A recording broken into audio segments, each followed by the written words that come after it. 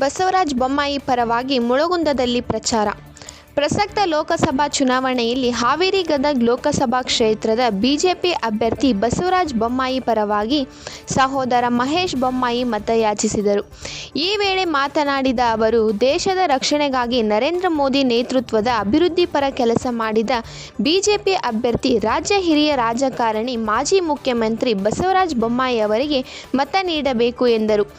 ಈ ಸಂದರ್ಭದಲ್ಲಿ ಗ್ರಾಮೀಣ ಮಂಡಳದ ಅಧ್ಯಕ್ಷರಾದ ದ್ಯಾವಣ್ಣ ನಿಲಗುಂದ್, ಮಲ್ಲಪ್ಪ ಕುಂದಗೋಳ್, ಸುರೇಶ್ ರಾಮಣ್ಣವರ್, ರೇಣುಕಾ ಜಾಧವ್, ನಿರ್ಮಲಾ ಪಾಟೀಲ್, ಅನಸೂಯ ಸೋಮಗಿರಿ, ಲಕ್ಷ್ಮವ್ವ ಕುಂದಗೋಳ್, ಗಂಗಮ್ಮ ಪೂಜಾರ್, ಬಿಎಲ್ ಜಾಧವ್, ಬಸವರಾಜ್ ಬೈಲಪ್ಪನವರ್, ಮೋಹನ್ ಮದ್ದೀನ್, ಗಂಗಪ್ಪ ಕುಲಕರ್ಣಿ, ಸಿಎಸ್ ಪತ್ರಿ, ಮಹಂತೇಶ್ ಬಾತಾಕನಿ ಸೇರಿದಂತೆ ಅನೇಕರು ಇದ್ದರು.